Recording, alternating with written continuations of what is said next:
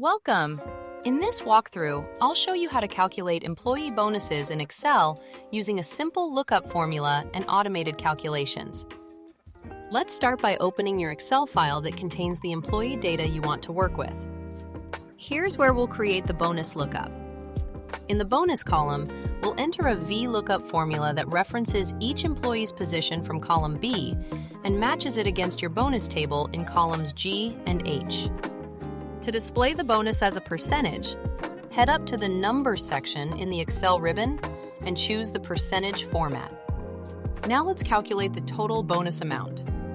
We'll use a formula that multiplies the employee's value in column C by the condition in column D to get the final bonus payout. To save time, select both formula cells in the bonus and total columns, then drag down to automatically apply these formulas to all your remaining employees. And that's all there is to it.